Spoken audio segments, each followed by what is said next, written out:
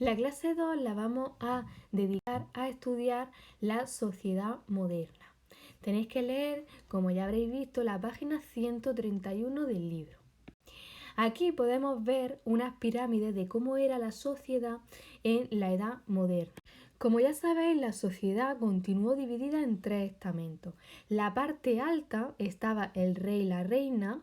En la parte media, un poquito más abajo, estaban los privilegiados, es decir, la nobleza y el clero. Y en la base de la pirámide, casi todas las personas que vivían en esa época. El pueblo llano, que eran todos los trabajadores. Bien, la nobleza y el clero, que estaban en la parte de los privilegiados, eran los dos estamentos privilegiados. Esto significaba que no pagaban impuestos y que tenían sus propias leyes y sus tribunales de justicia. Además, estos grupos eran propietarios de la mayoría de las tierras y de las riquezas y ocupaban los altos cargos del gobierno. Como tenían casi todas las tierras y todas las riquezas, muy poquitas personas eran los que eran ricos. Por eso en la base de la pirámide tenemos más personas, que eran más personas pobres respecto a los poquitos ricos. Solo unos pocos tenían el poder. Y después tenemos en la parte baja los no privilegiados, que era el pueblo llano. Era la mayoría de la población. Campesinos, campesinas, comerciantes, artesanos. Estas personas sí pagaban impuestos y además realizaban los trabajos más duros y productivos. Aunque algunas personas, si tenían dinero, eran un poquito más ricas, carecían igualmente de privilegios. Si vemos la pirámide de la derecha, arriba del todo tenemos también el rey. Después tenemos el obispo, el monje, ¿vale? Que son parte del clero, y otras personas como el duque, la baronesa, el hidalgo, que son parte de la nobleza. Después, en la parte de abajo, tenemos el pueblo llano.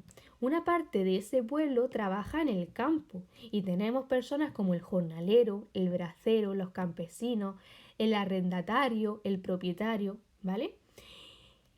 Y después, en la ciudad tenemos personas como por ejemplo la criada, el mesonero, el mendigo, el mercader, el artesano, la burguesa y el banquero. Fijaros también cómo dentro del pueblo llano hace una pequeña división. En la ciudad tenemos en la parte alta del pueblo llano la alta burguesía, es decir, la burguesa y el banquero.